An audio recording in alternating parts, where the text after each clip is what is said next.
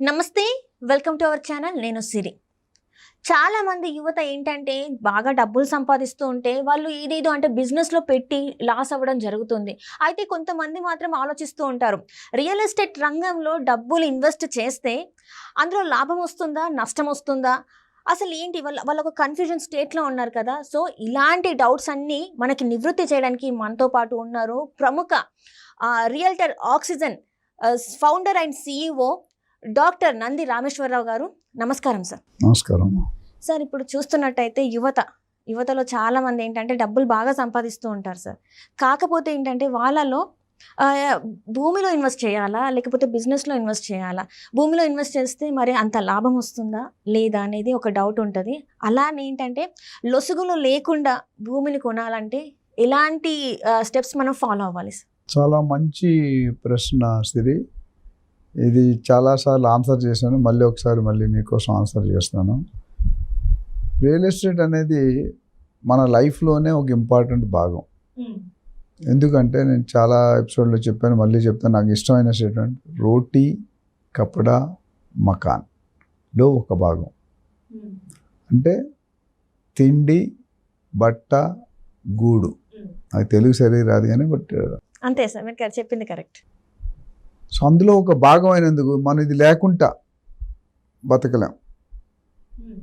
కానీ కొంతమంది time spend చేయక తొందరపాటులో తప్పులు చేసి తర్వాత చేతులు కాలేక ఆకులు పట్టుకుంటారు.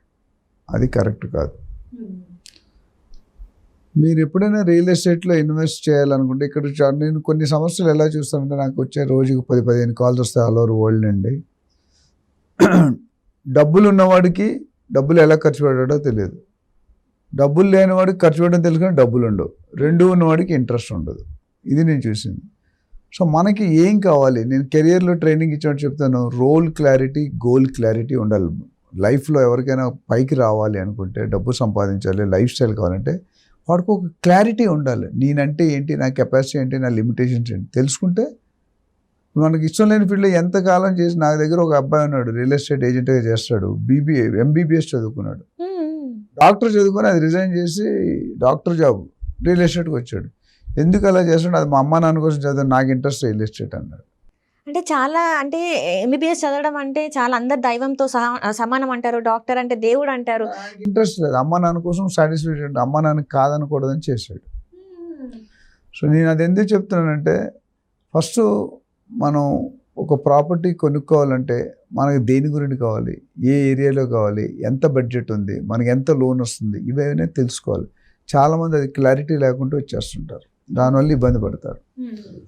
సో ఒకసారి నేను ప్రైమరీలీగా సజెస్ట్ చేసేది ఏంటంటే, మీరు ఏదైనా ఇల్లు కానీ ప్రాపర్టీ కానీ ప్లాట్ కానీ కొనుక్కోవాలనుకుంటే, if you are a first time buyer, ఒకసారి కానీ సెకండ్ టైం కొనుక్కుంటే ఒక ప్రొఫెషనల్ ఏజెంట్ని అపాయింట్ చేసుకోండి. ఒక మార్కెట్లో రియల్టర్స్ అంటారు, అడ్వైజర్స్ అంటారు, కన్సల్టెంట్ అంటారు, బ్రోకర్స్ అంటారు, ఏజెంట్స్ అంటారు. ఏదైనా చేసే పని ఒకటే, కొద్ది తేడా ఉంటుంది.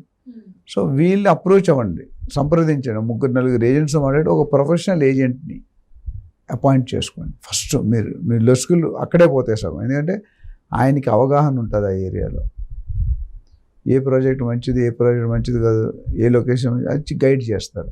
మనం ఎందుకు అపాయింట్ చేసుకుంటే వాడికి 1-2% డబ్బులు ఇవ్వాలి కదా అని అపాయింట్ చేసుకోం.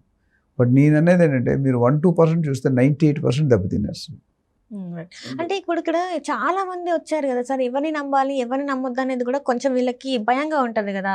సో అప్పుడు ఎలా తెలుసుకోవాలి సార్? మరి నిజం నిప్పు లాంటిది. మీరు ఇప్పుడు మీ దగ్గర యాంకర్సే 4-5 ఉన్నారు, ప్రతి యాంకర్ ఒకటేనా? ఏ యాంకర్కి ఉన్న స్ట్రెంగ్త్, స్కిల్. కొంతమంది అందంగా ఉంటారు, కొంతమంది వాయిస్ బాగుంటుంది, కొంతమంది పర్సనాలిటీ బాగుంటుంది, కొంతమంది సబ్జెక్ట్ బాగుంటుంది. ఇప్పుడు అందరూ బతుకుతున్నారుగా.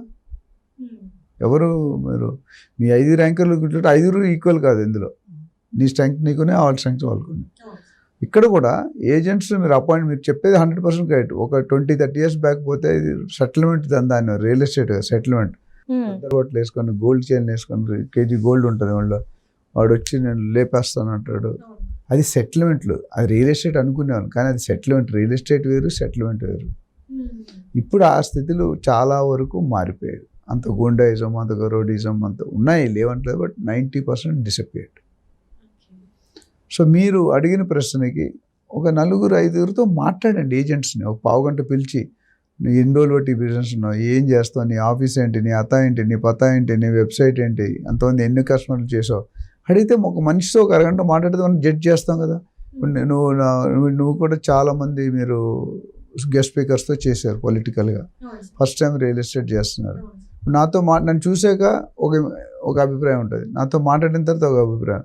అదేవిధంగా మన ఏజెంట్స్ 3-4 మాట్లాడుకుంటే వాళ్ళు మనకు క్లారిటీ వస్తుంది, ఇటు ఏ గ్రేడ్, ఇటు బి గ్రేడ్, ఇటు సి గ్రేడ్ అంటాం లేదా. అలాంటి వాటిల్లో మీకు కావాల్సిన ఇప్పుడు గచ్చిబౌలిలో మీరు కొనుక్కుంటున్నారు, మీరు ఉప్పల్లో చేసేవాడిని పెట్టుకోకూడదు. ఉప్పల్లో చేసేవాడు గచ్చిబౌలిలో చేయలేడు, ఎందుకంటే ఉప్పల్ మాస్ వేరు, ఉప్పల్ క్లయింట్ వేరు, ఉప్పల్లో ఉన్న రేట్స్ వేరు, ఉప్పల్లో ఉన్న ప్రాజెక్ట్స్ వేరు. గచ్చిబౌలి తెల్లాపూర్లో ఉన్నది వేరు, షాద్నగర్లో ఉన్నది వేరు, ముంబై హైవేలో ఉన్నది వేరు. సో పిండి కొలిది రొట్టి మీకు ఎవరు సరిపోతారు. ఇప్పుడు మన ఇది రియల్ ఎస్టేట్ని నేను ఒక పెళ్లి సంబంధం పోల్స్తాను. రియల్ ఎస్టేట్లో ఏం మాట్లాడతాం, ఫస్ట్ ప్రాపర్టీని చూస్తాం, పెళ్ళిలో ఏం చూస్తాం, అమ్మాయినా అబ్బాయినా చూస్తాం. ఇక్కడ కట్నం మాట్లాడతాం, అక్కడ రేటు మాట్లాడతాం, ఇక్కడ సారీ మాట్లాడతాం, అక్కడ ఎమ్యూనిటీస్ మాట్లాడతాం, ఇక్కడ కార్ పార్కింగ్ మాట్లాడతాం, అక్కడ వెహికల్ గురించి మాట్లాడతాం. అవునా కదా. సో ఒక ఇల్లు కట్టి చూడు, పెళ్లి చేసి చూడు, అదే ఎగ్జాక్ట్లీ నేను రెండింటిని లింక్ చేస్తాను. ఎందుకంటే కరెక్ట్ అదే జరుగుతుంది. అక్కడ బయ్యర్ సెల్లర్ మాట్లాడితే అమ్మాయి అబ్బాయి గురించి, మిగతా అన్ని సేమ్ టు సేమ్. సో అట్లనే ఇప్పుడు ఈ డాక్యుమెంట్స్ అంటే నేను ఇందాక అడిగిన ప్రశ్న ఏంటంటే లొసుగులు లేకుండా అంటే డాక్యుమెంట్స్ పరంగా కానీ ఇవన్నీ ఎలా చూసుకోవాలి సార్. ఇప్పుడు అదే ఒకవేళ అది 3-4 మెంబర్స్ చేతులు మారిందే అనుకోండి ఆ ప్లేస్, ఆ డాక్యుమెంట్స్ని మనం కరెక్ట్గా ఎట్లా అది ఒరిజినల్ అని ఎలా తెలుసుకోవాలి సార్ మనం. ఇందులో తెలుగులో ఒక సామెత ఉందమ్మా, యాక్టర్ పని యాక్టరే చేయాలి, డాక్టర్ పని డాక్టరే చేయాలి. యాక్టర్ వెళ్ళి నీకు ఆపరేషన్ చేస్తే నీ పరిస్థితి ఏంటనేది ఎవడు చెప్పలేడు, ఉండొచ్చు పోవచ్చు, క్లియర్. అదే డాక్టర్ చేస్తే ఖచ్చితంగా బతికే ఛాన్సెస్ ఎక్కువ ఉన్నాయి. యాక్టర్ చేస్తే 99% ఆదిలోనే అంతమైపోతుంది. మనతో కొంతమంది డాక్టర్ కట్ చేసి కత్తిరందులు పెట్టి మర్చిపోతూ ఉంటారు. సో ఇక్కడ ఎందుకు చెప్తున్నానంటే మీరు సెలెక్ట్ చేసుకునేటప్పుడు ఇప్పుడు మీరే ఉన్నారు, ఒక ఫ్యామిలీకి ఒక హిస్టరీ ఉంటుంది. ఇప్పుడు మీ ముత్తాత గారి వల్ల మీ తాతగారు వచ్చారు, మీ తాతగారి వల్ల మీ నాన్నగారు వచ్చారు, మీ నాన్నగారి వల్ల నువ్వు వచ్చావు, నీ వల్ల నీ కొడుకులు వస్తారు, నీ కొడుకులు నీ మనవాళ్ళు, నీ ముని మనవాళ్ళు. అంటే ఒక ట్రీ, ఫ్యామిలీ ట్రీ. రియల్ ఎస్టేట్లో కూడా ఒక ప్రాపర్టీ ఉందంటే ఎక్కడ పుట్టింది, అది ఏ సొసైటీలో పుట్టింది, ఎలా పుట్టింది అనేది తెలుసుకుంటే అక్కడి వరుసగా లింకులు ఉండాలి. ఒక్కోసారి ఏమవుతుందంటే మధ్య సడన్గా చనిపోతారు, వీళ్ళమ్మ రాయరు, రాయినప్పుడు లిటిగేషన్. ఇప్పుడు ఇప్పుడు ఎవరైనా ఒక ఫ్యామిలీ ఉంది ట్రీలో అని చెప్పినట్టు, 3వ లింకు చనిపోయాడు హాస్పిటల్లో సడన్గా అనుకోడు, లేకపోతే యాక్సిడెంట్లో చనిపోయారు. యాక్చువల్లీ ఆయన కొడుకో కూతురుకో రాయాలిగా, వీళ్ళమ్మ రాయలేదు. తర్వాత కూతురుంది, కొడుకుంది, కొడుకుని మనవడుకుంది, మధ్యలో ఒక్క లింకే లేదు. అట్లని మీరు అమ్ముకోలేరు. మీ నాన్నగారు మీకు ఇవ్వాలని ఎవరు ఎలా ప్రూవ్, మీరు 4 అక్కజల్లు ఉన్నారు, 4కి రావాలి కానీ ఒకదాని ఎలా తీసుకుంటాం. So link missing. సో ఇంగ్లీష్లో ప్రావర్బ్ ఉంది, 1 weak link collapses the whole chain. ఒక్క నిమ్మకాయ చుక్క వేస్తే పాలన్నీ విరిగిపోతాయి. సో ఆ లింక్ని కవర్ చేయాలి. అట్లా లింక్ డాక్యుమెంట్స్ అంటారు దాన్ని. ఈసీ ఉంటుంది, ఎన్కంబరెన్స్ సర్టిఫికేట్, అంటే పర్మిషన్స్ ఉంటాయి, రేరా పర్మిషన్, డిటిసిపి, హెచ్ఎండిఎం, జిహెచ్ఎంసి, అంటే లీగల్ ఒపీనియన్, తర్వాత ప్రాపర్టీ ట్యాక్స్, వాటర్ బిల్, ఇంకా గవర్నమెంట్ సంబంధించి అన్ని వాల్యుయేషన్ సర్టిఫికేట్, స్ట్రక్చరల్ స్టెబిలిటీ, ఇవన్నీ కూడా మనకు ఐడియా ఉండకపోతే it's better you go through an real estate agent or go through a legal lawyer.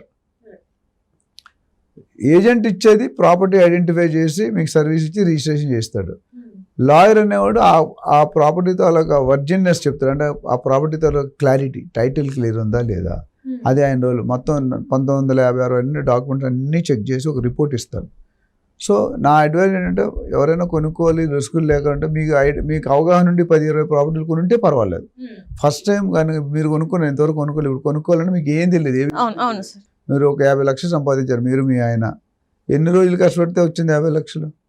ఒక్కసారి తప్పు చేసినట్టు మొత్తం పోతుంది, డమాల్ అయిపోతుంది. So better to appoint a real estate agent professionally, అట్లానే టేక్ ది లీగల్ క్లారిటీ. దాని తర్వాత బిల్డర్ని కలవండి, 1-to-1 మాట్లాడండి, బిల్డర్ తాలూకా పాత కస్టమర్లు మాట్లాడండి, వాళ్ళతో ఒపీనియన్ తీసుకోండి, ఎలా ఉంది సర్వీస్, పాత ప్రాజెక్ట్స్ చూడండి, బ్యాంక్ వాళ్ళతో మాట్లాడండి, ఆయన కన్సర్న్ బ్యాంక్స్ ఉంటాయి, బ్యాంక్ వాళ్ళతో మాట్లాడండి, ఎగ్జిస్టింగ్ ఎంప్లాయీస్తో మాట్లాడండి. ఇవన్నీ మాట్లాడినప్పుడు ఏదో ఒక ఇన్ఫర్మేషన్ వస్తుంది కదా, మీకు ఎక్కడో దగ్గర స్మెల్ వస్తుంది. ఇది కరెక్ట్ ఉన్నాయా, డాక్యుమెంట్స్ లేవా అని చెప్పేసి మనకు తెలుస్తుంది. విజన్ ఏంటంటే ఒక బిల్డర్ కలిసి మీరు 2 కోట్ల ప్రాపర్టీ కొనండి, విజన్ అడగండి, ఒక గంట సేపు స్పెండ్ చేయండి, అపాయింట్మెంట్ తీసుకోండి. మీకు ఏజెంట్స్ కానీ సేల్స్ వాళ్ళు రానివ్వరు, బట్ వెళ్ళి అపాయింట్మెంట్ తీసుకొని కలవండి. ఒక మనిషి ఇప్పుడు నిన్న మొన్న మీరు నన్ను చూసే కానీ మీరు ఎవరో తెలియదు, నేను ఎవరో తెలియదు. ఇవాళ మీరు నేను తెలుసు వాట్ ఆర్ వి అని. అదేవిధంగా ఒకసారి పరిచయం చేసుకుంటే ఇవన్నీ గ్రౌండ్ వర్క్ చేసుకోండి. మీరు చేసుకోగలిగితే వెళ్ళండి, లేకపోతే నేను దారిలు చెప్పాను. లేదా మాలాంటి వాళ్ళని అప్రోచ్ అవ్వండి. నాకు రోజు మా కంపెనీలో రియల్ డాక్యుమెంట్ ఇవే చేస్తాను, నేను ట్రైనింగ్ ఇస్తాను, ఇన్వెస్ట్మెంట్ అడ్వైజ్ ఇస్తాను, లీగల్ డాక్యుమెంట్స్కి అడ్వైజ్ ఇస్తాను. నేను చేయను లీగల్ డాక్యుమెంట్, నా దగ్గర ప్యానెల్ లాయర్స్ ఉంటారు. లాయర్కి అప్పు చెప్తే వాళ్ళు చార్జ్ తీసుకొని మంచి రిపోర్ట్ ఇస్తారు, కొనొచ్చా కొనకూడదా, దాన్ని బట్టి ముందుకెళ్ళండి. సో ఇవన్నీ చూసుకుంటే కనుక డెఫినెట్గా బిల్డర్ బ్యాక్గ్రౌండ్ చూసుకోవాలి, ప్రాజెక్ట్ బ్యాక్గ్రౌండ్ చూసుకోవాలి, లొకేషన్ బ్యాక్గ్రౌండ్ చూసుకోవాలి, టైటిల్ క్లియర్ చూసుకోవాలి, ప్రతిదీ compulsory. Right sir, right. Thank you so much sir. Thank you.